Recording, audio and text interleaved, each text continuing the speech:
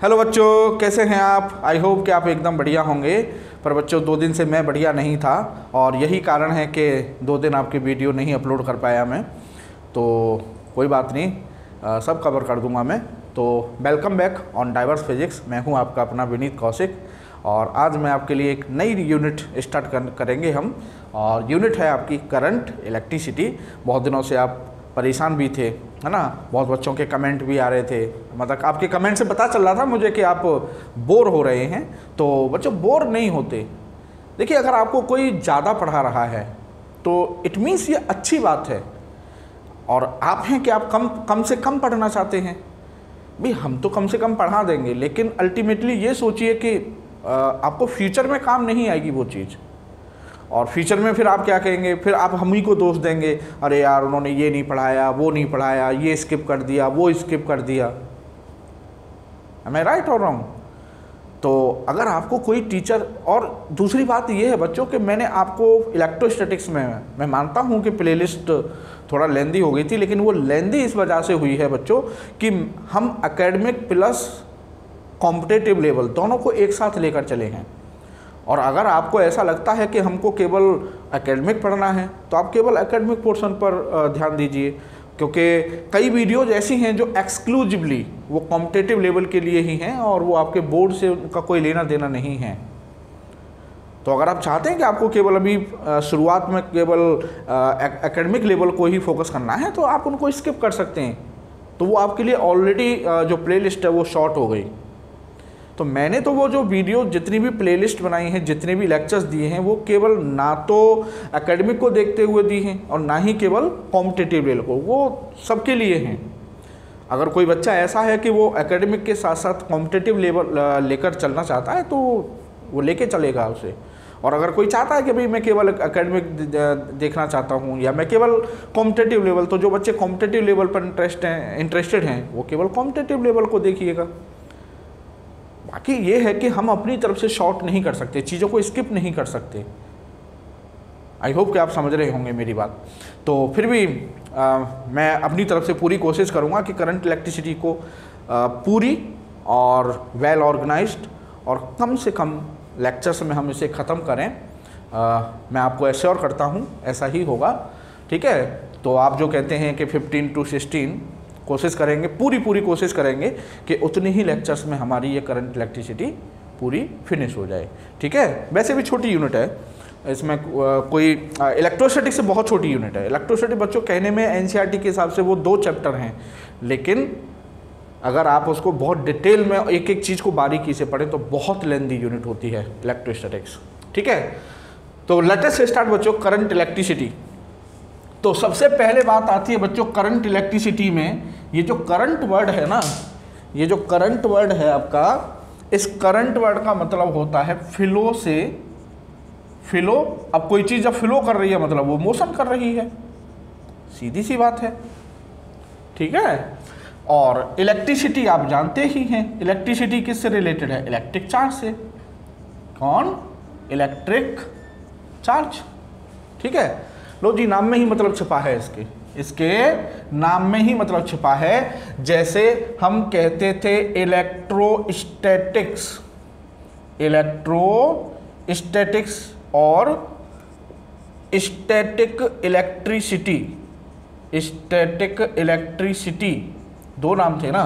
तो यहाँ पर स्टैटिक वर्ड का मतलब होता था बच्चों रेस्ट, ठीक है। और इलेक्ट्रिसिटी मतलब इलेक्ट्रिक चार्ज, इलेक्ट्रिक चार्ज, ठीक है। तो कहने का मतलब हम बोलते थे electrostatics study of electric charge at rest, study of electric charge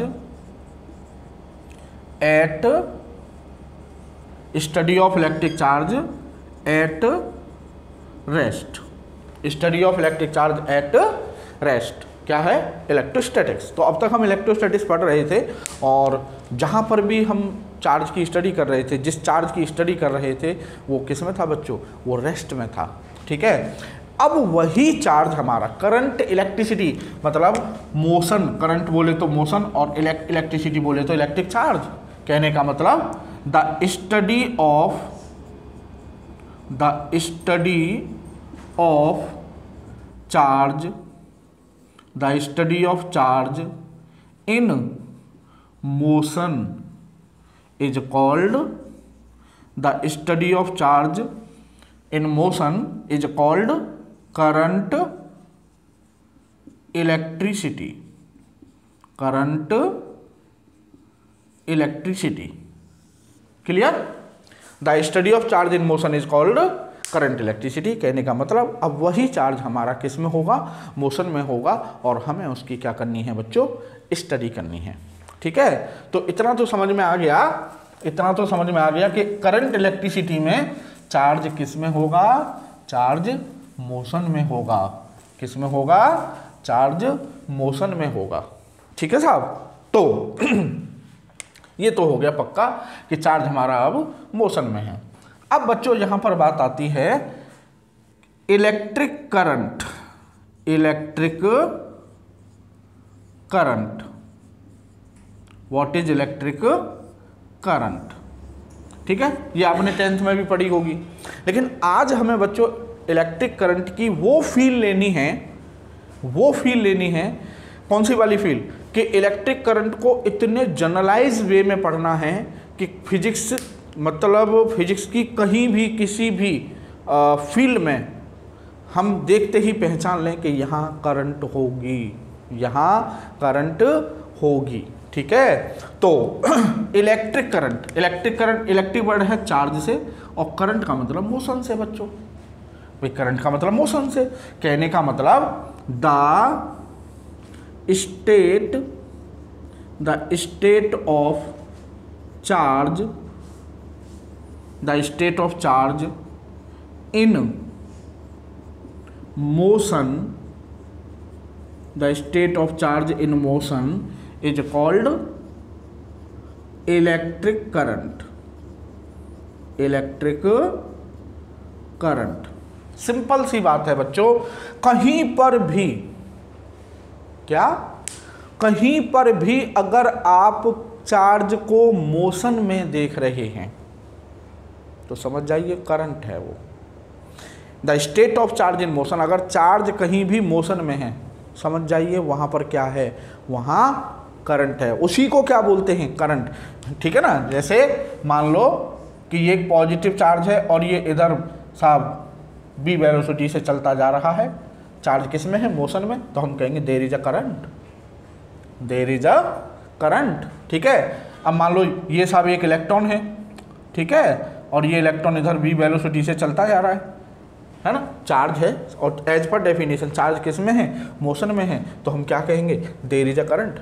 मतलब एक मूविंग चार्ज अगर आपको दिख रहा है, मूविंग चार्ज, और मूविंग चार्ज मतलब charge in motion is called current. Simple, charge in motion is called current. ठीक है, तो हम इसको ऐसे भी कह सकते हैं, charge, charge in motion is called current, electric current. आप पूरा लिखें तो इलेक्ट्रिक करंट। ठीक है, charge in motion is called current, simple.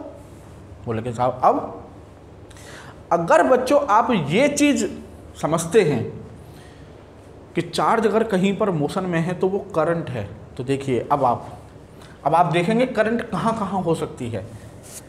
सबसे पहले बच्चों आप जानते हैं एटम, है ना, एटम में ये न्यूक्लियस है और न्यूक्लियस के अराउंड इलेक्ट्रॉन्स, क्लासिकल बात करें तो किस में मोशन करते हैं, सर्कुलर ऑर्बिट में। ये इलेक्ट्रॉन है और ये एक सर्कुलर ऑर्बिट में क्या कर रहा है, मोशन कर रहा है। इलेक्ट्रॉन बोले तो चार्ज पार्टिकल, और चार्ज पार्टिकल बच्चों किस में है, मोशन में, और चार्ज अगर मोशन में है तो वो करंट है। चार्ज अगर मोशन में है तो वो करंट है। इसका मतलब जब आप थर्ड यूनिट में पहुंचेंगे, magnetism, magnetic moving charges and magnetic field, magnetic effect of current, जब आप वहाँ पर पहुँचेंगे बच्चों तो आपको वहाँ ये जनरलाइज कॉन्सेप्ट काम आएगी कि अगर मैं ये जानता हूँ कि charge in motion is called simply current, अगर कहीं पर भी चार्ज मोशन में है उसी को तो करंट कहते हैं, तो आप तुरंत समझ जाएंगे कि यार एटम के अंदर इलेक्ट्रॉन मोशन कर रहे हैं तो इसका मतलब there are a lot of current in atom. There are a lot of current in atom. अगर एक सोडियम का एटम देखें तो उसमें 11 इलेक्ट्रॉन होते हैं बच्चों, और 11 के 11 इलेक्ट्रॉन किसमें सर्कुलर ऑर्बिट में मोशन कर रहे हैं, इसका मतलब वहाँ 11 करंट है। Of course there are 11 currents in sodium atom. समझ में आ रही है बात? तभी तो एटम, तभी तो कोई जो मटेरियल होता है वो मैग्नेट बनता है, मैग्नेटिक इफेक्ट ऑफ करंट, क्योंकि एटम के अंदर, हर एटम के अंदर बहुत सारी करंट्स हैं, और करंट्स का क्या होता है बच्चों, magnetic effect. Are you getting और नॉट? ठीक है, वो डिटेल में जब बात करेंगे। मतलब फिलहाल मैं आपको करंट का जनरल मीनिंग समझा रहा हूं कि how to identify there is a current, that is the point. Clear है? तो कहने का मतलब कहीं पर भी चार्ज अगर मोशन में है, कहीं पर भी चार्ज अगर मोशन में है, तो उस मूविंग चार्ज से वो कोई भी एक मूविंग चार्ज अगर मोशन में है, मूविंग चार्ज है, तो समझ जाइए मूविंग चार्ज ही क्या है, करंट है। ठीक है, अब साहब मैं समझता हूँ कि ये बात आपको बैठ गई होगी दिमाग में कि कहीं पर भी चार्ज अगर मोशन में है, उस मूविंग चार्ज को ही हम क्या बोलते हैं, current. Charge in motion is called current. Clear? अब साहब, अब बात आती है बच्चों measurement of electric current. Means ये तो चलो आइडेंटिफिकेशन हो गई, हमने ये पहचान लिया कि भाई हमें कैसे पता चलेगा कि करंट है या नहीं, तो वो तो आइडेंटिफिकेशन हो गई है ना, कि करंट, चार्ज अगर मोशन में है तो करंट है। अब बात आती है कि चलो हमको पता चल गई कि भाई यहाँ करंट है ना। अब physics is the science of measurement, physics is the science of measurement, और हमें ये पता चल गया कि वहाँ करंट है। अब वो दूसरा बच्चा पूछेगा कितना करंट है ना, कितना, मतलब अब हमें करंट को क्या करना है बच्चों, मेजर करना है। तो हाउ टू मेजर करंट? तो current is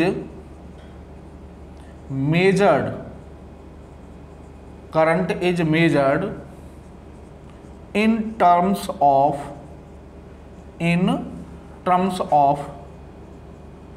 rate of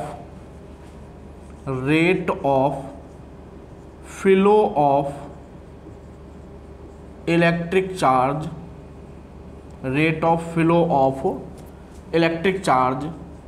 with respect to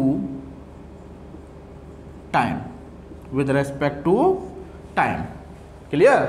कहने का मतलब बच्चों, अब इसको समझिए, ये सपोज करो एक क्रॉस सेक्शन है, ठीक है, और इस क्रॉस सेक्शन से चार्जेस इधर से इधर जा रहे हैं, ठीक है, और सपोज कीजिए इस क्रॉस सेक्शन से टी टाइम में, कितने टाइम में, टी टाइम में, है ना। ऐसे मानिए कि जैसे ये मैंने एक क्रॉस सेक्शन ले लिया, है ना, मान लो एक गेट है, सपोज कीजिए, है ना, एक गेट है रूम का, जैसे रूम का गेट होता है, एक गेट है ना, और उस गेट से नंबर ऑफ पर्सन हैं, उनकी एक लाइन लगी हुई है, और एक के पीछे एक उस गेट से वो एंट्री करते जा रहे हैं। तो एक बंदा एंट्री कर गया, तो जैसे ही पहला बंदा एंटर हो रहा है, that time is t equal to 0। हमने उस टाइम को क्या माना, t इक्वल टू 0। जैसे ही कोई एक पहला गया, है ना, फिर t इक्वल टू 0 से टाइम स्टार्ट हो गया, 1 second, 2 second, 3, 4 and so on, है ना। तो पहला बंदा गया, फिर दूसरा, फिर तीसरा, चौथा, पांचवा, छठवां एंड सो ऑन, हम गिनते गए, है ना। तो हमने देखा कि टी टाइम में टोटल कितना चार्ज लेफ्ट से right, this side is left and this side is right, है ना। तो इस क्रॉस सेक्शन के टोटल टी टाइम में कितना चार्ज लेफ्ट से राइट फ्लो कर गया, तो हमने माना कि वो टोटल चार्ज कितना फ्लो कर गया टी टाइम में, Q। क्लियर? अब बच्चों यूनिटरी मेथड, ये जो यूनिटरी मेथड होती है बच्चों, ये बड़े काम की चीज़ है ना। क्लास 4th 5th में पढ़ाई जाती है, और बताओ 12th में काम कर रही है हमारा, है ना। तो यूनिटरी मेथड, टी टाइम में बच्चों टोटल कितना चार्ज फ्लो हुआ है left to right, total charge Q। तो हम यहाँ कहेंगे टोटल टाइम T में चार्ज फ्लो हुआ कितना, Q। तो 1 सेकंड में बच्चों कितना हुआ होगा, Q/T, ठीक है। और 1 सेकंड में जितना चार्ज फ्लो हो जाता है बच्चों, उसी को हम कहते हैं इलेक्ट्रिक करंट का measurement. So I is equal to Q upon T, I is equal to Q upon T। So आप कह सकते हैं कि current is denoted by I, current is denoted by I। कोई कैपिटल I से denote करता है, कोई स्मॉल I से डिनोट करता है, तो एज यू लाइक, आप जैसा पसंद करें। आप कैपिटल I से डिनोट कर सकते हैं और स्मॉल I से, लाइक चार्ज, जैसे कोई ऑथर कैपिटल Q से डिनोट करता है चार्ज को, कोई स्मॉल q से, तो वैसे ही कोई कैपिटल I से डिनोट करता है करंट को, कोई स्मॉल I से करता है। ठीक है, तो कॉन्सेप्ट है, आपको तो कॉन्सेप्ट पर ध्यान देना है कि करंट I साहब charge flow in unit time through any cross section. ठीक है, किसी क्रॉस सेक्शन से यूनिट टाइम में कितना चार्ज फ्लो हुआ, that is called electric current. तो charge upon time is current. Clear. अब साहब अगर इसकी यूनिट की बात करें करंट की, तो सब लोग जानते हैं भाई चार्ज की यूनिट होती है कूलम, टाइम की यूनिट सेकंड, तो कूलम पर सेकंड, देखो यूनिट में ही मतलब छुप रहा है, कूलम पर सेकंड मतलब कितने कूलम चार्ज पर सेकंड फ्लो हो गया, है ना। और 1 कूलम पर सेकंड होता है बच्चों किसके इक्वल, 1 एम्पियर के, और एम्पियर को हम ए से डिनोट करते हैं, और ampere is the SI unit of current. Ampere is the SI unit of current. ये छोटी छोटी बातें हैं, ये सब आप 10th से ही जानते हैं, जस्ट एक तरह से रिवाइज हो रहा है। ठीक है, उसके बाद बच्चों यहाँ पर बात आती है, ये तो आप जानते हो, ये तो आप जानते हो कि ये एसआई यूनिट होती है। ठीक है, ये बात आपके लिए थोड़ा सा खास है कि CGS यूनिट, CGS ये नोट कर लें आप, CGS unit of current, CGS unit of current होती है आपकी EMU और बायोट, EMU और बायोट, और बायोट को हम BI से डिनोट करते हैं। बायोट सेवट लॉ आप पढ़ेंगे अभी 3rd यूनिट में। बायोट और सेवट 2 फिजिसिस्ट थे, एक थे बायोट दूसरे थे सेवट, तो उन्होंने एक मैग्नेटिज्म में लॉ दिया है बड़ा फेमस, तो बायोट सेवट लॉ नाम से जाना जाता है। तो ये वही बायोट हैं जिनके नाम पर करंट की CGS यूनिट का नाम पड़ा है। तो EMU की फुल फॉर्म होती है इलेक्ट्रोमैग्नेटिक यूनिट, इसकी फुल फॉर्म है आप लिख लें इलेक्ट्रोमैग्नेटिक यूनिट। ठीक है, और ये बायोट मतलब EMU को ही हम बायोट भी बोलते हैं। ठीक है, और जैसे मीटर में और सेंटीमीटर में रिलेशन होता है कि भाई 1 मीटर में 100 सेंटीमीटर, मतलब MKS यूनिट में और CGS यूनिट में रिलेशन है, तो ये MKS यूनिट है, MKS ऐसा ही एक ही बात है। ठीक है, तो ये MKS यूनिट है और ये CGS यूनिट है। तो जैसे मीटर में और सेंटीमीटर में रिलेशन होता है, वैसे ही बायोट में और एम्पियर में भी रिलेशन होना चाहिए। तो 1 एम्पियर इक्वल टू होता है बच्चों 1/10 बायोट। ठीक है, तो आप ये थोड़ा सा याद रखें, हालांकि इसका कोई यूज़ तो नहीं पड़ेगा, लेकिन फिर भी हमें पता होना चाहिए। ठीक है, 1 एम्पियर में कितने बायोट होते हैं, 1/10। क्लियर। तो ये हो गई साहब इसकी CGS यूनिट। ठीक है, अब साहब अब बच्चों मैं समझता हूँ करंट का आपको बेसिक तो क्लियर हो ही गया कि करंट है क्या, है ना। मेन कॉन्सेप्ट है, आप बस बच्चों इतना भी याद रखते हैं ना कि charge in motion is called current, तो समझ जाइए कि आप कभी भी धोखा नहीं खाएंगे। अब साहब तो करंट को तुरंत पकड़ लेंगे, जहाँ आपको करंट दिखाई देगी आप उसको तुरंत पकड़ लेंगे कि आजा इधर बैठ जा। ठीक है ना। अब देखिए साहब, उसके बाद बच्चों आती है बात करंट को फिर और एक्सटेंड करते हैं, अब थोड़ा सा ऊपर लेके चलते हैं। ये तो हमारी 10th तक की बात रही थी, I = Q/T, हमने 10th में भी पढ़ा है फॉर्मूला, है ना। तो अब आती है साहब बात करंट। तो करंट बच्चों में भी कांस्टेंट। ठीक है, कांस्टेंट बोले तो स्टेडी, और स्टेडी बोले तो does not change with time. ठीक है, और इसको हम यूनिफॉर्म करंट भी कह सकते हैं यार, ये समझ लो, जैसे होता है ना uniform speed, non uniform speed, uniform velocity, non uniform velocity, वही चीज़ है ना। तो यूनिफॉर्म करंट भी कह लो, कांस्टेंट करंट कह लो, स्टेडी करंट कह लो, कुछ भी कह लो। और यहाँ पर आपकी वेरिंग करंट, वेरिंग करंट मतलब करंट चेंज हो रही होगी, है ना। तार है, आप जानते हैं ना अमीटर होता है, और सपोज कीजिए कि तार सर्किट में अमीटर लगा हुआ है और हम कह रहे हैं कांस्टेंट करंट है, तो इट मीन्स जो अमीटर की रीडिंग है वो उसका जो नीडल है वो एक ही जगह पर टिका हुआ है, एक ही जगह पर रुका हुआ है, मतलब उसकी रीडिंग ना कम हो रही है ना ज़्यादा हो रही है। अगर इस तरह से है इसका मतलब उस वायर में एक कांस्टेंट करंट फ्लो हो रही है। और अगर वो जो नीडल है अमीटर की जो नीडल है वो कभी कम हो रही है, कभी ज़्यादा हो रही है, या बढ़ती जा रही है, या कम होती जा रही है, इट मीन्स करंट वेरी कर रही है। तो वेरिंग करंट, और या वेरिंग करंट को हम अनस्टेडी करंट भी कह सकते हैं, अनस्टेडी करंट, ठीक है। और अनस्टेडी करंट का मतलब चेंज विद टाइम, मतलब वो करंट टाइम के साथ क्या हो रही है बच्चों, चेंज हो रही है, चेंज विद टाइम, ठीक है। या आप ये भी कह सकते हैं कि जो करंट है वो कैसी है, नॉन यूनिफॉर्म है बच्चों। कैसी करंट फ्लो हो रही है वायर में, नॉन यूनिफॉर्म, कभी कम कभी ज़्यादा, या तो ग्रेजुअली इंक्रीज हो रही है या फिर ग्रेजुअली डिक्रीज हो रही है, ठीक है। अब साहब ये आपने हो सकता नोट कर लिया होगा, नहीं नोट किया है तो आप इसका स्क्रीनशॉट ले लें, ठीक है। अब मैं इसको मिटा रहा हूँ। तो बच्चों बात आई कि जो करंट है तार में, जो कोई कहीं फ्लो हो रही है करंट, हो सकता है कि वो आपकी कांस्टेंट हो सकता है कि वो आपकी वेरिंग करंट हो। जैसे हमने 11th में पढ़ा था कि वेलोसिटी यूनिफॉर्म हो सकती है, नॉन यूनिफॉर्म, स्पीड यूनिफॉर्म हो सकती है, नॉन यूनिफॉर्म हो सकती है ना। अब ये जो I is equal to Q upon T form हमने जो डिफाइन किया है, ये फॉर्मूला डायरेक्ट आप किसके लिए यूज करेंगे, कांस्टेंट करंट है तो, ठीक है, कांस्टेंट करंट है तो। अब बच्चों इस कांस्टेंट और वेरिएबल करंट का मतलब समझिए।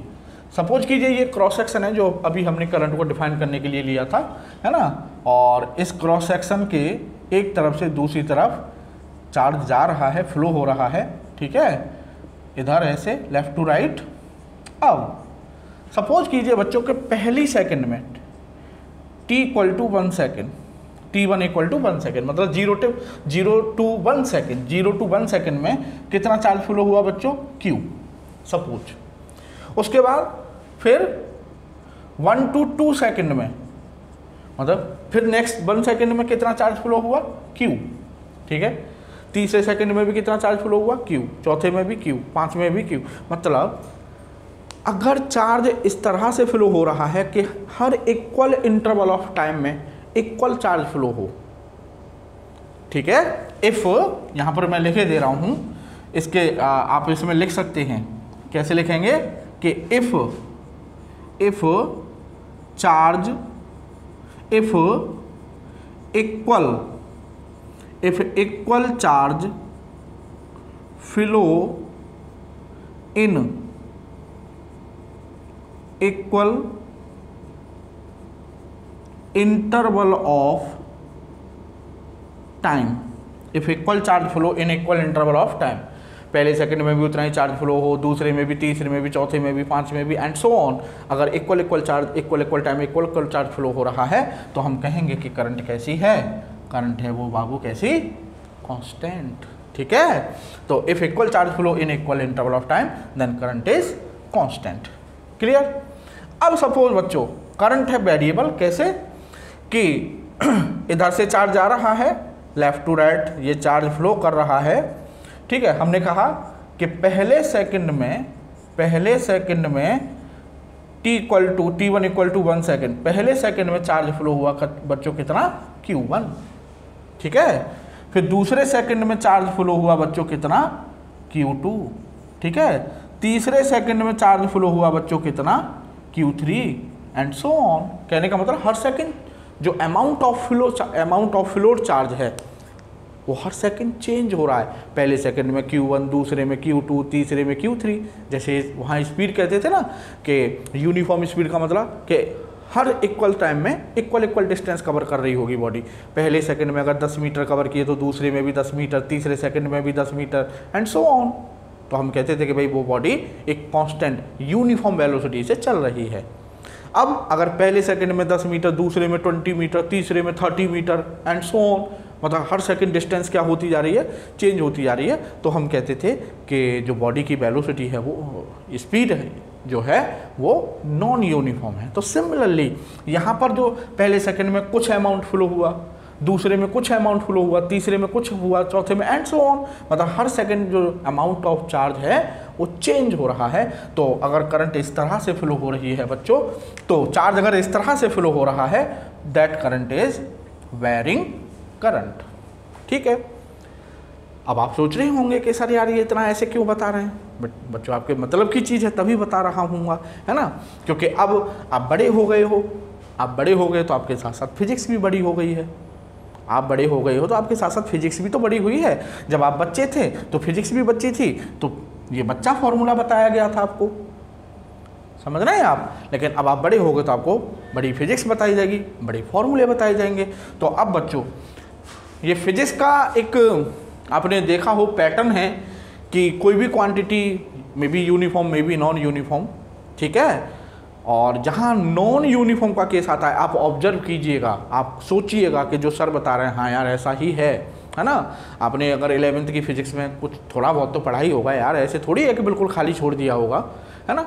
शुरू के 2-3 चैप्टर तो सबने पढ़े होते हैं, काइनेमेटिक्स मोशन वगैरह वाले चैप्टर जो हैं वो सबने पढ़े होते हैं। तो आपने वहाँ देखा होगा कि uniform velocity, non uniform velocity, uniform acceleration, non uniform acceleration, uniform speed, non uniform speed, हर एक में चला था ये। और आपने ऑब्जर्व किया होगा कि जहाँ नॉन यूनिफॉर्म का केस आ जाता है वहाँ फिर उस क्वांटिटी के लिए 2 वैल्यू डिफाइन होती हैं। जैसे नॉन यूनिफॉर्म वेलोसिटी है तो फिर वहाँ 2 वेलोसिटी डिफाइन होती हैं, एवरेज वेलोसिटी, इंस्टेंटेनियस वेलोसिटी। अगर नॉन यूनिफॉर्म स्पीड है तो फिर वहाँ 2 वैल्यू डिफाइन होती हैं, एवरेज स्पीड, इंस्टेंटेनियस स्पीड। अगर एक्सेलरेशन नॉन यूनिफॉर्म है तो वहाँ 2 वैल्यू डिफाइन होंगी एक्सेलरेशन की, average acceleration, instantaneous acceleration. Similarly varying current है, नॉन यूनिफॉर्म करंट है, तो यहाँ पर हम करंट की बच्चों 2 वैल्यूज डिफाइन करेंगे। कौन कौन सी? एक तो हो जाएगी आपकी एवरेज करंट। कौन सी करंट? एवरेज करंट, ठीक है। और दूसरी वैल्यू हो जाएगी बच्चों instantaneous current. Clear? That is the point. मैं समझता हूं कि आप समझ रहे होंगे, है ना। तो अब यहाँ पर अगर अब आप इतना समझ गए होंगे कि अगर कहीं किसी क्वेश्चन में नॉन यूनिफॉर्म करंट है, वेरिंग करंट है, अनस्टेडी करंट है, तो इसका मतलब आप समझ गए होंगे कि वहाँ पर हमसे एवरेज करंट पूछ सकता है उस केस में वो, या फिर हमसे इंस्टेंटेनियस करंट पूछ सकता है। क्लियर? अब साहब ये आपने कर लिया होगा, मैं इसको मिटा देता हूँ। आज का लेक्चर बच्चों इंटरेस्टिंग बना दूंगा, ठीक है। वैसे तो मैं यार हर लेक्चर इंटरेस्टिंग बनाने की कोशिश करता हूँ, पता नहीं तुम लोगों को ना आदत पड़ रही है शॉर्ट पढ़ने की, स्किप कर करके पढ़ने की, ठीक है ना। बजाय उस कोर्स को, बजाय सिलेबस को स्किप करने के बजाय इस आदत को स्किप कीजिए बच्चों, ठीक है ना। चीज़ों को स्किप कर करके मत पढ़िए, एक एक चीज़ को पढ़िए, लाइन बाय लाइन पढ़िए। क्लियर? अब साहब तो कहने का मतलब अगर वेरिंग करंट है तो एवरेज करंट और इंस्टेंटेनियस करंट। तो अब आती है सब बात एवरेज करंट। एवरेज करंट, ठीक है। अब बच्चों एवरेज का भी एक यूनिवर्सल लॉ है, आप कहीं पर भी एवरेज निकालते हैं, जैसे एवरेज स्पीड निकालते हैं, आप एवरेज वेलोसिटी निकालते हैं, आप एवरेज एक्सेलरेशन निकालते हैं, कहीं भी देखें आप तो टोटल अपॉन टोटल, या आप एवरेज मार्क्स परसेंटेज जैसे रिजल्ट आता है तो हम परसेंटेज निकालते हैं कि तो कैसे निकालते हैं कि टोटल मार्क्स को टोटल सब्जेक्ट से डिवाइड कर दो, सिंपल, ठीक है। मान लो किसी के 500 में से 400 नंबर आए, 500 में से 400 मार्क्स आए, तो 5 सब्जेक्ट हो गए, 400 को 5 से डिवाइड कर दो, 80% मार्क्स हो गए। तो वो 80% जो आया निकल के वो क्या है? एवरेज। तो total marks upon total subject, average speed, total distance upon total time, average velocity total displacement upon total time, average acceleration total change in velocity upon total time, simple है ना। तो एवरेज करंट, तो I average बच्चों क्या हो जाएगा, current क्या है डेफिनेशन, चार्ज अपॉन टाइम, तो मतलब total charge upon total time. लो जी, ये एवरेज करंट का फॉर्मूला हो गया, सिंपल। पूरी फिजिक्स एक जैसी होती है यार, पूरी फिजिक्स एक जैसी होती है। मैं बस आपको पढ़ाते पढ़ाते एंड तक ये चीज़ समझा दूंगा, आपको लगेगा कि हाँ यार वाकई ये सर सही कहते हैं, पूरी फिजिक्स एक जैसी होती है। एक बार पैटर्न समझ में आ जाए फिजिक्स का बस, ठीक है। बताओ लोग, मुझे कुछ हुआ, एक के संग मैंने 4 चीज़ और क्लियर कर दी आपकी, कि अगर ये पता है तो वो पता है, ये पता है तो वो पता है, ठीक है। ये हो गया क्या, total charge upon total time, याद रखिएगा, total charge upon total time, total distance upon total time, total mass upon total subject, simple, ठीक है। अब साहब बात आती है instantaneous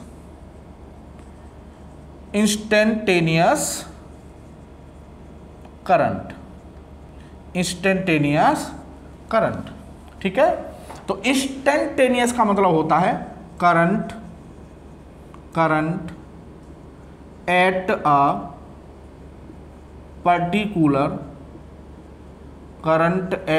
particular instant of time. क्या मतलब है इसका, इसका मतलब है बच्चों कि जैसे सपोज कीजिए कि ये एक वायर है और इसमें करंट फ्लो हो रही है, बेयरिंग करंट फ्लो हो रही है, ठीक है ना। और यहाँ पर ये सीरीज में मैंने आपका क्या लगा रखा है, एमीटर, ठीक है। और ये इसका पॉइंटर है, सपोज ये इसका पॉइंटर है आपका, ठीक है। अब t=0 पर करंट फ्लो होना शुरू हुआ और ये जो पॉइंटर है कभी यहाँ किसी टाइम पे यहाँ, किसी टाइम पे यहाँ, किसी टाइम पे यहाँ, किसी टाइम पे यहाँ, किसी टाइम पे यहाँ, किसी टाइम पे यहाँ, ऐसे मूव करता जा रहा है ग्रेजुअली। तो कहने का मतलब t=0 पर यहाँ तक t किसी टाइम पर मान लो 1 सेकंड पर यहाँ है, 2 सेकंड पर यहाँ है, 3 सेकंड पर यहाँ है, 4 सेकंड पर यहाँ है, 5 पर यहाँ है, 6 पर यहाँ है, 7 सेकंड पर यहाँ है, 8 सेकंड पर यहाँ है पॉइंटर। कहने का मतलब हर एक सेकंड पर करंट की वैल्यू चेंज हो रही है ना, हर एक सेकंड पर, ठीक है। ये 1 second, 2 second, 3, 4, 5, 6, 7, 8 and so on. ये 1, 2, 3, 4, 5 सेकंड, ठीक है। 1 सेकंड पर कुछ है, दूसरे सेकंड पर करंट की वैल्यू कुछ है, तीसरे पर कुछ and so on. It means अब आपसे वो पूछता है कि भाई हर सेकंड पर अलग अलग है, करंट की वैल्यू हर सेकंड पर अलग अलग है, और वो कहता है कि भाई मेरे को तो बताओ 5वें सेकंड पर करंट की वैल्यू क्या है। ना मेरे को 1 से मतलब ना 2 से, ना 3 से, ना 4 से, ना 6 से, ना 7 से, ना 8 से, मुझे तो बताओ जस्ट 5वें सेकंड पर करंट की वैल्यू क्या थी। कहने का मतलब वो करंट की वैल्यू पूछ रहा है एक पर्टिकुलर इंस्टेंट ऑफ टाइम पर, एक पर्टिकुलर इंस्टेंट ऑफ, कि मुझे तो दूसरे सेकंड पर बताओ, कि मुझे तो तीसरे सेकंड पर करंट की वैल्यू बताओ, कि मुझे तो 5वें सेकंड पर करंट की वैल्यू बताओ। अगर वो इस तरह से क्वेश्चन पूछ रहा है, इट मीन्स वो आपसे पूछ रहा है instantaneous current eight a particular instant of time, ठीक है। तो बच्चों ये कैसे हम पता करते हैं, I = limit delta T tends to 0 और एवरेज करंट की वैल्यू थी डेल्टा Q/डेल्टा T, ठीक है। ये आपने कैलकुलस की लैंग्वेज है, आप समझ गए होंगे। जब इस तरह से लिमिट का हो तो वो एवरेज कन्वर्ट हो जाता है किसमें, डिफरेंशिएशन में, तो वो हो गया आपका I = dQ/dt, I = dQ/dt, ठीक है। ये बच्चों ये जो फॉर्मूला है आपका, अब इसका हमें क्लियर मीनिंग समझना है, क्योंकि ये समझ में आया है तो काफ़ी हमारे लिए लाभदायक होगा। तो I = आ गया बच्चों dQ/dt, तो इसका मतलब rate of flow of charge with respect to time, है ना। अब इसका मीनिंग क्या है, तो ये आपने कर लिया होगा, मैं इसको रफ कर देता हूँ, ठीक है। तो ये रफ हो जाएगा साहब। अब मैं समझ रहा हूँ कि आपको आनंद आ रहा है, आनंद आ रहा है, नहीं आ रहा, आ रहा है, आ रहा होगा, लेकिन आप कहेंगे नहीं, ठीक है। चलो आपको आनंद आना चाहिए, हम तो इसी में खुश हैं। अब देखिए साहब, तो इसका मीन क्या है I is equal to d Q over d t का, तो I is equal to d Q over d t. तो बच्चों इसको हम ऐसे लिख सकते हैं ना, d ओवर डी टी और ये आपका q अलग हो गया है ना।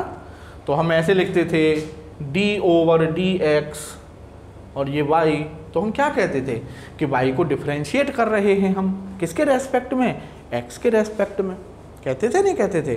तो वही तो है यार, यहाँ पर सिर्फ y की जगह मैंने क्या कर दिया q और x की जगह मैंने क्या रख दिया t।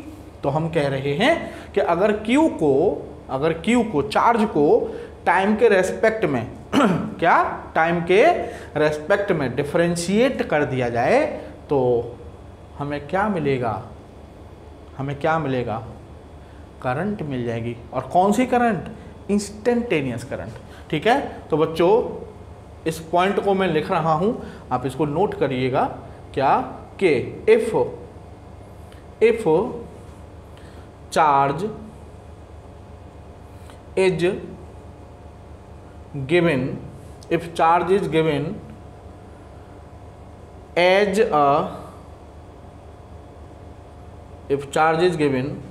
as a function of time, if charge is given as a function of time, then by differentiating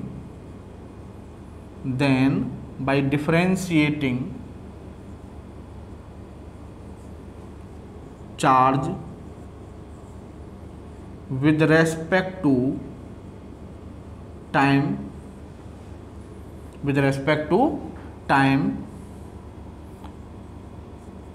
we get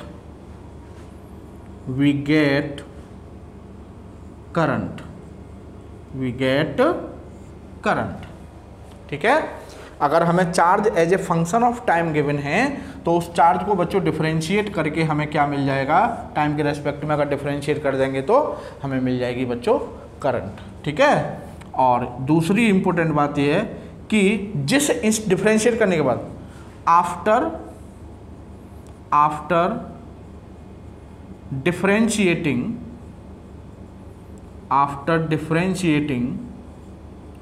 put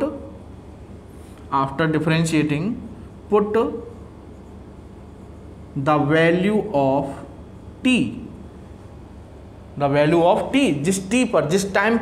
जिस टाइम पर हमसे वो वैल्यू पूछी जा रही है करंट की, इंस्टेंटेनियस वैल्यू, पुट उस वैल्यू को हम क्या कर देंगे, डिफरेंशिएट करने के बाद उस टाइम की वैल्यू को हम पुट कर देंगे। तो after differentiating put the value of t which gives instantaneous, short में लिख रहा हूं मैं ये, instantaneous current at that instant. ठीक है साहब। उस दूसरी बात एक और कि मान लो कहीं आपसे वो क्वेश्चन में पूछेगा कि बताओ इनिशियल करंट क्या है। कहीं भी फिजिक्स में अगर आपसे इनिशियल की बात होती है तो for initial value of current, put t is equal to 0। For initial value of current put t equal to 0। ठीक है बच्चों, तो ये आप याद रखिएगा। ठीक है, अच्छा अब साहब एक और चीज समझते हैं, यहां से ये कर लिया होगा आपने, इसे रफ कर देता हूं मैं। ठीक है, एक और चीज समझते हैं कि I इज इक्वल टू है बच्चों D Q over d T. ठीक है, तो इसको हम ऐसे भी तो लिख सकते हैं, d Q is equal to I d t. Clear. अब अगर इसको मैं इंटीग्रेट कर दूं दोनों तरफ तो integration d Q equal to integration I d t. तो जैसे integration d x equal to x होता है तो इंटीग्रेशन डी क्यू क्या हो जाएगा, क्यू। तो Q is equal to integration I d t और लिमिट्स हो जाएगी टाइम की t1 टू t2। लो जी, एक और बात आ गई यहाँ से एक और चीज़ आ गई, ठीक है। और ये चीज़ क्या आई बच्चों, उल्टा। जैसे यहाँ तो क्या था कि हमें चार्ज गिवन होगा, क्वेश्चन में चार्ज अगर गिवन है तो हम उस चार्ज को टाइम के रेस्पेक्ट में डिफरेंशिएट करके क्या ले लेंगे, करंट, ठीक है। एंड वाइस वर्सा, अगर किसी क्वेश्चन में हमें करंट गिवन है, ठीक है, तो इसको भी अब इसका मतलब समझ लो। इसका क्या मतलब है कि if current is given, if current is given as a function of time, as a function of time, then we can get the amount of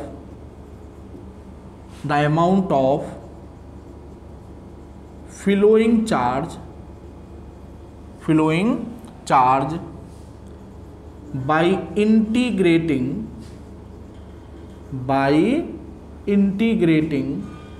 current by integrating current, simple, ठीक है। if current is given as a function of time then we can get the amount of flowing charge by integrating current। तो वो पूछेगा कि अगर इतने time से इतने टाइम तक करंट फ्लो हुई है, इतने टाइम से इतने टाइम तक अगर करंट फ्लो हुई है, तो बताओ उतने टाइम में कितना चार्ज फ्लो हो गया। तो आप उस करंट को टाइम के रेस्पेक्ट में इंटीग्रेट कर देंगे और आपको अमाउंट ऑफ फ्लोइंग चार्ज मिल जाएगा, ठीक है बच्चों। तो अब मैं कुछ क्वेश्चन लेता हूं इस कॉन्सेप्ट पर, 2 क्वेश्चन लेता हूं और फिर आगे बढ़ते हैं। तो बच्चों देखते हैं, ये क्वेश्चन हमारा क्वेश्चन है I is equal to 2t plus 3t square, ठीक है। I equal to 2t plus 3t square, charge flowing through, ये आपको करंट दे रखी है, charge flowing through a section of conductor during t is equal to 2 second to t equal to 3 second, मतलब 2 second से लेके 3 सेकेंड तक कितना चार्ज फ्लो हुआ, आपको ये पूछ रहा है। और करंट आपको as a function of time given है, ठीक है। तो यही वाली बात हो गई कि if current is given as a function of time then we can get the amount of flowing charge by integrating current from time t1 to t2। बस आपके सामने यूँ समझिए डायरेक्ट फार्मूला है और डायरेक्ट फार्मूले में ये आपको पुट करना है। तो Q is equal to integration, तो कितने टाइम से कितने टाइम तक, 2 से 3, तो T1 हो गया आपका 2 और T2 हो गया आपका 3, ठीक है। यहाँ I की जगह आप रख देंगे 2t प्लस 3t स्क्वायर और ये आपका हो गया dt, ठीक है। तो ये हो जाएगा बच्चों इंटीग्रेशन 2 to 3 और 2 इसमें dt का मल्टीप्लाई करेंगे तो ये हो जाएगा 2t dt प्लस, ठीक है, 2 टर्म ऐड हो रहे हैं ना, तो दोनों का अलग अलग इंटीग्रेशन कर देंगे। फिर 2 to 3 दूसरा टर्म हो जाएगा, तो ये हो जाएगा बच्चों 3t square dt, 3t square dt। बस अब ये 2 कांस्टेंट है, बाहर आ जाएगा और ये हो जाएगा आपका इंटीग्रेशन 2 to 3 t dt, ठीक है। और प्लस इसमें से 3 बाहर आ जाएगा, कांस्टेंट है, और 2 to 3 ये हो जाएगा आपका t स्क्वायर dt, ठीक है। ये आपका t की पावर 1 है तो x की पावर n dx वाला फॉर्मूला बन गया। तो integration x to the power n dx equal to x की power n plus 1 upon n plus 1 formula होता है। फर्क सिर्फ इतना, यहाँ x है यहाँ t है ना। तो ये हो जाएगा इंटीग्रेशन t की power n dt equal to हो जाएगा t की power n plus 1 upon n plus 1 ना। तो ये हो जाएगा बच्चों आपका t स्क्वेयर अपॉन 2। अगर आप ये वाला फॉर्मूला यूज करते हैं तो लिमिट्स हो गई आपकी 2 to 3, ठीक है, प्लस ये हो जाएगा आपका t क्यूब अपॉन 3 और लिमिट्स आपका 2 to 3, ठीक है साहब। तो अब ये हो जाएगा आपका लिमिट्स पुट करेंगे तो ये हो जाएगा 9/2 और -4/2, समझ गए। पहले t की जगह 3 रखा तो 3 का स्क्वायर 9/2 माइनस फिर 2 रखेंगे t की जगह तो 4/2 और ये हो जाएगा आपका बच्चों तो 27, 3 का क्यूब अपॉन 3 माइनस 8/3, ठीक है साहब। अब साहब ये हो जाएगा आपका 5 बाई 2, 2 से 2 कैंसिल हो जाएगा तो ये हो गया 5 प्लस ये हो जाएगा 27 में से 8 तो 19 है ना, 19 ठीक है, और 3 से 3 कर जाएगा तो ये आपका हो गया 19 और ये हो जाएगा आपका 24 कूलम। ठीक है, तो इसका आंसर आएगा बच्चों 24 कूलम। तो मैं समझता हूँ बहुत सिंपल क्वेश्चन था, आपको बस ये समझना है कि क्या दे रखा होगा और क्या पूछ रहा होगा और कैसे दे रखा होगा। तो आपको ये पॉइंट्स आपको समझ में आने चाहिए कि कहीं पर भी करंट अगर हमें as a function of time given है तो हमको चार्ज ऐसे निकालना है। अब एक सवाल ऐसा लेते हैं कि हमें फंक्शन ऑफ चार्ज गिवन होगा, हमें चार्ज गिवन होगा as a function of time और हमसे क्या पूछेगा, वो करंट पूछेगा। तो एक सवाल ऐसा देखते हैं बच्चों। तो बच्चों बड़ा ही सिंपल क्वेश्चन है, आपको चार्ज दे रखा है Q equal to 3t square plus 5t plus 2 as a function of time. Charge किस पर डिपेंड कर रहा है, टाइम पर। और आपसे सिंपल क्वेश्चन पूछा है, उसने find current at t equal to 2 second. उसको दूसरे सेकंड पर करंट पता करनी है, ना उसे पहले सेकंड से मतलब, ना तीसरे से मतलब, ना चौथे से। वो कहना है कि मुझे केवल दूसरे सेकंड क्वेश्चन पर सेकंड पर कितना करंट है ये बताओ, मतलब इंस्टेंटेनियस करंट। ठीक है, तो इंस्टेंटेनियस करंट होती है बच्चों I is equal to dq over dt। Means अगर हमें देखो ये पॉइंट था ना कि if charge is given as a function of time, charge अगर हमें गिवन है function of time, then by differentiating charge with respect to time we get current. तो पहले करंट पता कर लेते हैं। तो करंट कैसे पता करेंगे बच्चों, चार्ज को टाइम के रेस्पेक्ट में डिफरेंशिएट करके। तो Q कितना है हमारा 3t square plus 5t plus 2। ठीक है, अब साहब इसको डिफरेंशिएट कर दो सिंपल, तो ये डिफरेंशिएट हो जाएगा आपका 6t प्लस 5। ये आ गई साहब करंट। अब नेक्स्ट पॉइंट क्या था कि डिफरेंशिएट करने के बाद after differentiating put the value of T. जिस टाइम पर आपसे करंट की वैल्यू पूछ रहा है उस टाइम को रख दो। तो कौन से टाइम पर पूछ रहा है, 2। ठीक है, तो टी की जगह 2 रख देंगे। तो I equal to 6 into 2 plus 5, तो ये हो जाएगा बच्चों आपका 17 एम्पियर। इतनी करंट फ्लो हो रही होगी दूसरे सेकंड पर। ठीक है, तो मैं समझता हूँ कि ये आपको फॉर्मूला क्लियर हो गया होगा। ठीक है, अब बच्चों एक चीज़ और क्लियर करते हैं, Q versus T graph, Q versus T graph. ये भी इंपॉर्टेंट है, कभी कभी ग्राफिकल क्वेश्चन भी आ जाता है। ठीक है, तो देखिए बड़ा सिंपल है।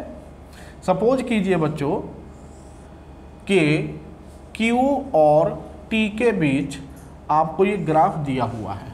मतलब ग्राफ कैसा भी हो सकता है, मैं तो आपको बस कॉन्सेप्ट क्लियर कर रहा हूँ। ठीक है, कि Q वर्सेस T ग्राफ का जो ग्राफ है Q वर्सेस T, वो हमको क्या क्या दे सकता है। बच्चों एक बात मेरी याद रखिएगा कि कहीं भी अगर आपको कोई ग्राफ दिया हुआ है ना, और ग्राफ से कुछ पूछना चाह रहा है, तो दो चीज़ें ज़रूर चेक कर लीजिएगा कि ग्राफ में दो ही चीज़ें हैं जिनका कोई मीनिंग बनता है। या तो उस ग्राफ का आपको स्लोप कुछ दे रहा होगा, और अगर स्लोप कुछ नहीं दे रहा है तो उस ग्राफ के नीचे जो एरिया आता है, एरिया अंडर द ग्राफ, वो कुछ ना कुछ दे रहा होगा। ठीक है, तो स्लोप होता है जो हॉरिजॉन्टल से लाइन एंगल बनाती है, वो आपका स्लोप हो गया। तो अगर मैं इस ग्राफ का स्लोप निकालूँ बच्चों, तो slope is equal to m equal to होता है आपका टेन थीटा, और टेन थीटा होता है परपेंडिकुलर अपॉन बेस। तो थीटा के सामने परपेंडिकुलर किसके पैरेलल है, Q के। तो Q हो गया हमारा परपेंडिकुलर, अपॉन बेस क्या है, टाइम, तो Q अपॉन T। और Q अपॉन T क्या होती है बच्चों, करंट है ना। तो बन तो गई कॉन्सेप्ट कि अगर हमें Q और T के बीच ग्राफ दिया हुआ है, ठीक है, अगर हमें Q और T के बीच ग्राफ दिया हुआ है, तो उस ग्राफ का स्लोप हमें क्या देगा बच्चों, करंट देगा। उस ग्राफ का स्लोप हमें क्या देगा, करंट, है या ना। ठीक है, अब साहब उसके बाद अब देखिए दूसरा। अब सपोज करो बच्चों हमें I versus T graph given है, I वर्सेस T, उल्टा है ना। मान लो I वर्सेस T ग्राफ ये है, ये I है और ये आपका T है। ठीक है, अब इस ग्राफ के नीचे का आप एरिया निकालिएगा। तो ये एरिया जब निकालेंगे तो एरिया अंडर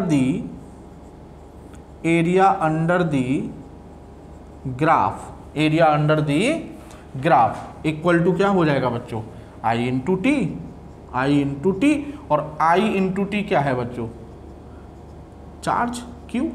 आई इंटू टी किसके इक्वल है, चार्ज। कहने का मतलब अगर हमको आई वर्सेस टी ग्राफ दिया हुआ है तो उस ग्राफ के नीचे जितना एरिया आ रहा होगा, जीरो मतलब t1 टाइम से t2 टाइम तक, t1 टाइम और t2 टाइम के बीच में जितना एरिया आ रहा होगा वो उतना एरिया हमें उतने टाइम में जितना चार्ज फ्लो हो गया है हमें वो दे देगा।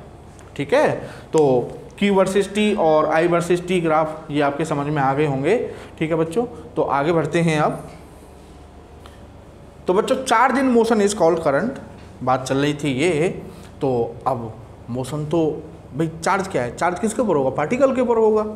और वो पार्टिकल मोशन तो कैसी भी हो सकती है, मतलब हो सकता है कि वो चार्ज पार्टिकल एक स्ट्रेट लाइन पर चल रहा हो जिसको हम ट्रांसलेटरी मोशन बोलते हैं, हो सकता है पार्टिकल ट्रांसलेटरी मोशन कर रहा हो सकता है पार्टिकल रोटेटरी मोशन कर रहा हो, लाइक एटम एटम में इलेक्ट्रॉन कैसी मोशन कर रहे हैं, सर्कुलर मोशन कर रहे हैं।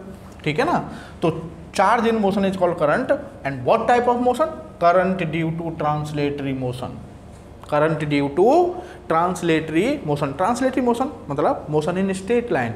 ठीक है बच्चों, तो कहने का मतलब ये सपोज करो एक क्रॉस सेक्शन है और n particles, n charge particles left से राइट t टाइम में फ्लो हो जाते हैं। कितने, n टोटल चार्ज पार्टिकल 1 2 3 4 5 6 7 मतलब ऐसे कितने हैं वो n हैं। और एक पर चार्ज कितना है बच्चों, q। ठीक है, एक पार्टिकल पर चार्ज q तो दूसरे पर q, तीसरे पर q, सब पर इक्वल है ना। तो n पार्टिकल गए और एक चार्ज पार्टिकल पर कितना चार्ज है, q। तो टोटल n पार्टिकल पर कितना चार्ज हो जाएगा, nq। तो अगर n पार्टिकल किसी क्रॉस सेक्शन से एक तरफ से दूसरी तरफ चले जाते हैं t टाइम में, तो टोटल चार्ज कितना फ्लो हुआ बच्चों, total charge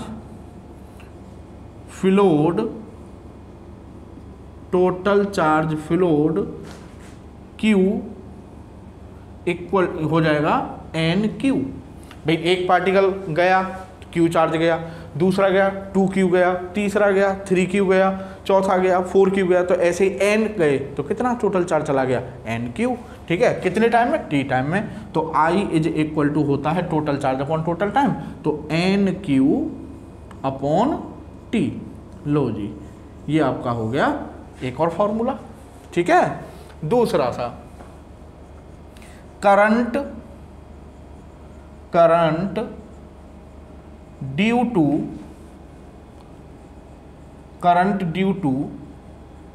rotatory motion, current due to rotatory motion. ठीक है, तो जैसे ये आपका न्यूक्लियस और ये न्यूक्लियस के अराउंड साहब एक इलेक्ट्रॉन है और ये r रेडियस के ऑर्बिट में रिवॉल्व कर रहा है v स्पीड से, ये इलेक्ट्रॉन है। ठीक है, तो हमें क्या बताना है इसका, हमें बतानी है करंट। भाई चार्ज मोशन में है तो इस मूविंग चार्ज से एसोसिएट जो करंट है वो कितनी है ये पता हमें करना था, है ना।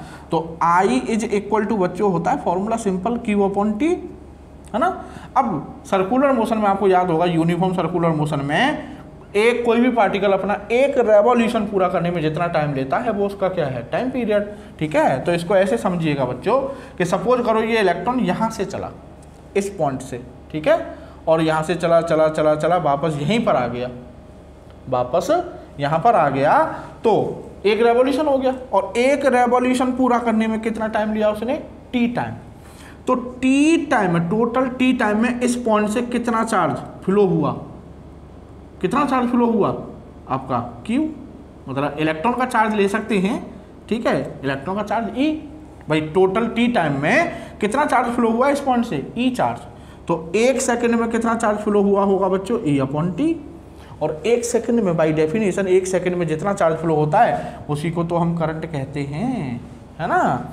तो I इज इक्वल टू हो गया साहब E अपॉन टी, एक फॉर्मूला तो हो गया ये। ठीक है, और E अपॉन टी आप जानते हो, आपने फॉर्मूला पढ़ा होगा, omega equal to 2 pi upon capital T. तो यहाँ से T इक्वल टू हो जाएगा बच्चों 2 पाई अपॉन ओमेगा, तो ओमेगा चला जाएगा साहब ऊपर। एक फॉर्मूला आपका हो गया ये ओमेगा के टर्म्स में, ये हो गया टाइम पीरियड के टर्म्स में, है ना। और एक फॉर्मूला आपने बच्चों पढ़ा होगा, कौन सा, B इज इक्वल टू होता है R ओमेगा, तो यहाँ से ओमेगा इज इक्वल टू हो जाएगा आपका B अपॉन R। तो ओमेगा की जगह अगर मैं B अपॉन R रख देता हूँ तो करंट के लिए एक फॉर्मूला ये आ गया, EB अपॉन 2 पाई R, EB अपॉन 2 पाई R। तो 3 फॉर्मूले हो गए रोटेटरी मोशन के लिए। एज पर क्वेश्चन हो सकता है किसी क्वेश्चन में वो डायरेक्ट टाइम पीरियड दे दे, हो सकता है किसी क्वेश्चन में एंगुलर वेलोसिटी दे दे, हो सकता है किसी क्वेश्चन में आपको स्पीड और रेडियस दे दे। तो as per situation rotatory motion में आपसे कहीं पर कोई चार्ज अगर सर्कुलर मोशन कर रहा है, रोटेटरी मोशन कर रहा है, तो आप करंट इस तरह से निकालेंगे। ठीक है बच्चों, तो ये थी आपको मतलब करंट किन किन सिचुएशन में कैसे कैसे हमको निकालनी है। तो आगे अब बढ़ते हैं बच्चों हम। तो करंट क्या है मैं समझता हूँ ये आपको क्लियर हो गया होगा, और किन किन सिचुएशन में करंट हमें कैसे निकालनी है ना, चार्ज फ्लो कैसे निकालना है, ये सारी बातें आप समझ चुके होंगे। तो अब एक और पॉइंट लेते हैं बच्चों हम, ठीक है, आज के लेक्चर का लास्ट पॉइंट मान लीजिए, और वो पॉइंट भी बड़ा इम्पोर्टेंट है। ठीक है, तो ये पॉइंट है आपका चार्ज कैरियर्स।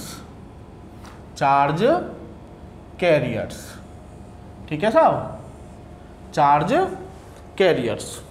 ठीक है, तो जैसे आप लोगों ने देखा होगा कि जो ट्रक वगैरह होते हैं तो उन पर देखा होगा आपने अक्सर लिखा रहता है गुड्स कैरियर। क्या लिखा रहता है? Goods carrier. गुड्स मतलब सामान, ठीक है, और कैरियर मतलब ले जाने वाला, मतलब ऐसा वाहन, सामान ले जाने वाला वाहन, गुड्स कैरियर ट्रक पर लिखा रहता है। आप कभी गौर से अगर आपने देखा हो और नहीं देखा हो तो देखिएगा। ठीक है ना, जो ट्रक होते हैं ना वो भाई माल ही तो ले जाते हैं यहाँ से वहाँ, ट्रांसपोर्ट। ठीक है ना, तो गुड्स कैरियर, वैसे ही चार्ज कैरियर। तो चार्ज कैरियर मतलब चार्ज ले जाने वाला, ठीक है, चार्ज ले जाने वाला। जैसे एक बहुत छोटा सा एग्जांपल है, अभी अभी जो हमने किया था कि ये सब आपका इलेक्ट्रॉन है, ठीक है, और ये इलेक्ट्रॉन यहाँ से यहाँ जा रहा था, तो चार्ज किसके ऊपर है, मतलब चार्ज किसके ऊपर बैठा हुआ है? इलेक्ट्रॉन के ऊपर। और इलेक्ट्रॉन ही तो उस चार्ज को यहाँ से यहाँ, यहाँ से यहाँ, यहाँ से यहाँ, यहाँ से यहाँ, यहाँ से यहाँ, यहाँ से यहाँ लेके जा रहा है। भाई चार्ज किसी न किसी पार्टिकल के ऊपर ही होगा, और जिस पार्टिकल के ऊपर चार्ज है वो पार्टिकल इधर से उधर जाता चलता जा रहा है। तो चार्ज जिसके ऊपर बैठा हुआ है, जो पार्टिकल उसको यहाँ से वहाँ लेके जा रहा है, उस पार्टिकल को ही हम क्या बोलते हैं बच्चों? Charge carrier. चार्ज कैरियर, ठीक है। तो जब किसी मटेरियल में करंट फ्लो हो रही होगी, ठीक है, तो वो आपका मेटल हो सकती है बच्चों जिसमें करंट फ्लो हो रही है, मेटल एंड एलॉयज, ठीक है, मेटल हो सकती है, कोई एलॉय हो सकती है, ठीक है साहब। तो अगर मेटल है या एलॉय है तो वहाँ पर जो चार्ज कैरियर है, चार्ज कैरियर का मतलब जिसकी वजह से चार्ज फ्लो हो रहा है, जो पार्टिकल चार्ज को यहाँ से वहाँ लेके जा रहा है, तो मेटल्स और एलॉयज के केस में चार्ज कैरियर्स होते हैं बच्चों आपके फ्री इलेक्ट्रॉन्स। क्या होते हैं? फ्री इलेक्ट्रॉन्स, ठीक है।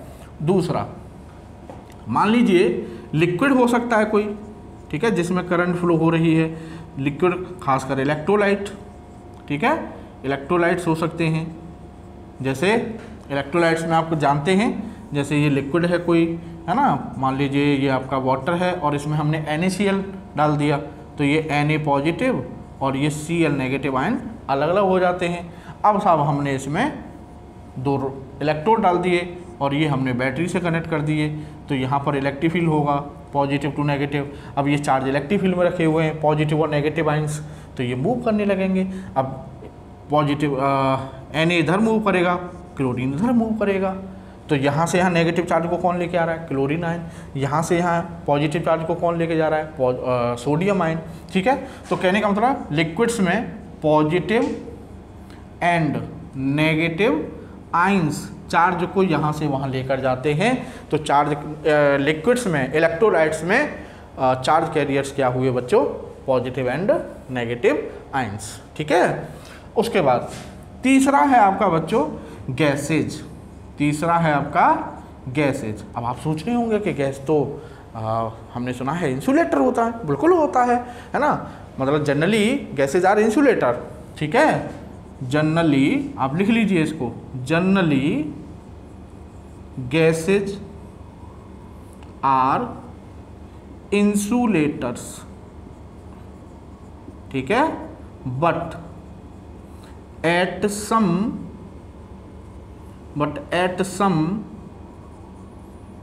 specific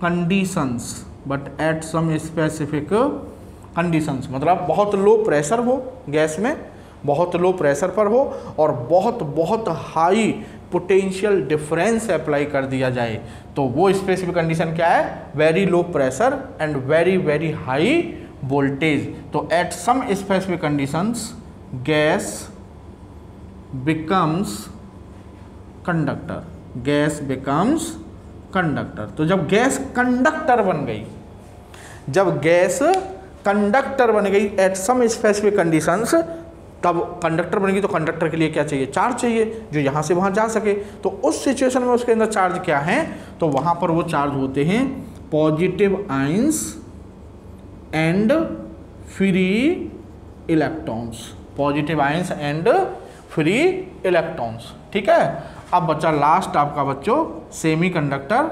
ये हम डिटेल में पूरा एक लास्ट यूनिट इसी के ऊपर है, इलेक्ट्रॉनिक डिवाइसेस। ठीक है, सेमीकंडक्टर एंड इलेक्ट्रॉनिक डिवाइसेस, तो वो वहाँ डिटेल में पढ़ेंगे। फिलहाल बस नॉलेज के लिए हमें पता होना चाहिए, जैसे कोई पूछ लेता है कि भाई मेटल्स में चार्ज कैरियर्स क्या हैं, लिक्विड में चार्ज कैरियर्स क्या हैं, गैसेज में चार्ज कैरियर्स क्या हैं, सेमीकंडक्टर्स में चार्ज कैरियर्स क्या हैं। तो सेमीकंडक्टर्स में होते हैं आपके positive holes and free electrons. ठीक है, positive holes and free electrons. Clear? तो ये था बच्चों चार्ज कैरियर। तो चार्ज कैरियर का मतलब है, चार्ज कैरियर का मतलब simple, those particles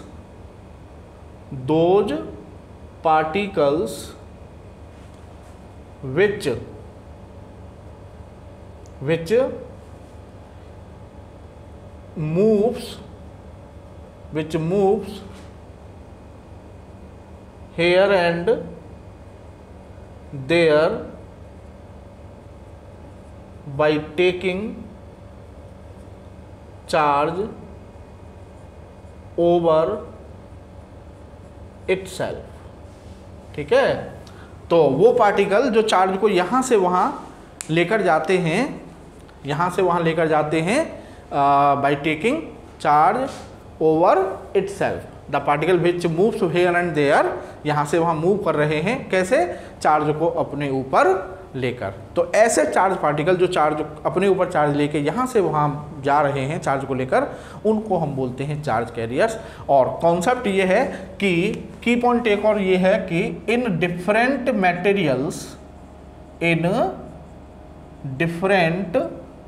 materials charge carriers will be different। Clear? Charge carriers will be different, मतलब डिफरेंट मटेरियल्स में करंट डिफरेंट चार्ज कैरियर्स की वजह से होती है। जैसे मेटल्स में फ्री इलेक्ट्रॉन्स की, एलॉयज में फ्री इलेक्ट्रॉन्स की वजह से, और इलेक्ट्रोलाइट में करंट फ्लो हो रही है तो वहाँ पर पॉजिटिव एंड नेगेटिव आयंस की वजह से करंट फ्लो होती है।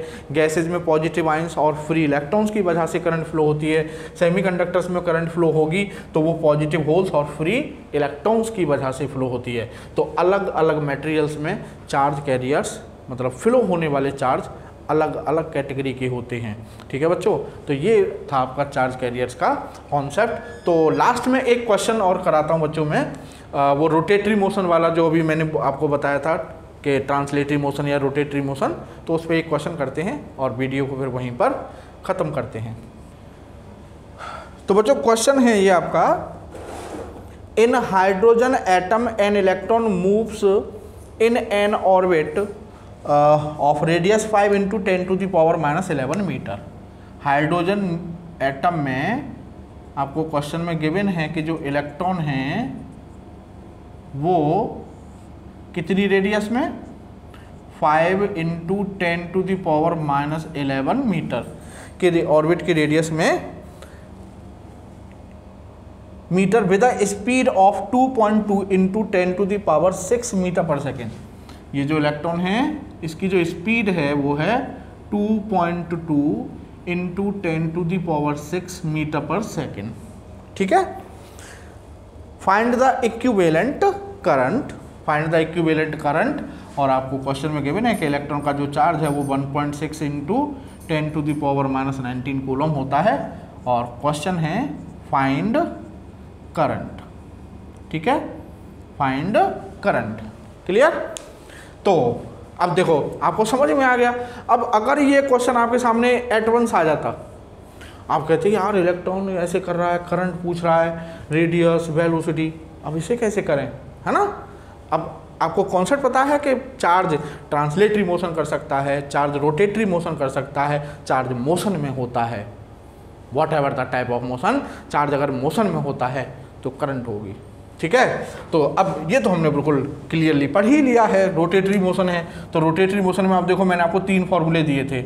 एक तो था E/T, एक था आपका E⍵/2π, ठीक है, और एक था बच्चों आपका V=R ω, तो ω B/R, तो मतलब EB/2πr। ठीक है। अब एज पर सिचुएशन देख लो आपको कौन से पैरामीटर गिवन हैं जिससे कि आपका डायरेक्ट वैल्यू पुट हो जाए। तो आपको देखो स्पीड पता है तो स्पीड इसमें आ रही है, आपको रेडियस पता है तो रेडियस इसमें आ रही है, तो आप कौन सा वाला फॉर्मूला उठाएंगे समझ में आ गया होगा। तो I = EB/2πr। ई की वैल्यू हमें गिवन है 1.6 × 10⁻⁻19। V की वैल्यू हमको पता है बच्चों एज पर क्वेश्चन 2.2 × 10⁻6 और अपॉन में 2π। ठीक है, 2π, तो पाई की वैल्यू 22/7 वाली रख देते हैं जिससे ये कैंसिल हो जाएंगे तो 7 ऊपर चला जाएगा, और इंटू आर की वैल्यू हमें गिवन है 5 × 10⁻11। ठीक है साहब। तो ये हो जाएगा बच्चों आपका 0.8, सिंपल है ना। और यहाँ पर ये आप पॉइंट हटाने के लिए 0 लगा देते हैं तो 22 से 22 कैंसिल, ये हो जाएगा 10, तो ये हो जाएगा आपका 0.8 10⁻⁻19 और ये हो जाएगा आपका 10⁻6 और ये आपका 7 में यहाँ पहुँचा देता हूँ, और अपॉन में ये हो जाएगा बच्चों 5 × 10⁻−10। भाई -11 है, 10 यहाँ पर होगा तो -10 हो जाएगा, और ये हो जाएगा बच्चों आपका 5.6। ठीक है, 5.6 अपॉन 5 और इनटू ऐसा करते हैं -10 को ऊपर ले जाएंगे तो 16 प्लस का 16 हो जाएगा ना ये, और ये हो जाएगा आपका बच्चों -19 में से 16 तो माइनस का 3 तो 10⁻−3। ठीक है, और ये हो जाएगा आपका 1 और ये 1.12 × 10⁻−3 एम्पियर। तो 1.12 × 10⁻3 एम्पियर इज द आंसर। ठीक है बच्चों, तो आज का लेक्चर यहीं पर फिनिश करते हैं बच्चों, और मैं समझता हूँ कि करंट की कॉन्सेप्ट आपको समझ में आएगी होगी, क्लियर होगी। तो मिलते हैं आपसे।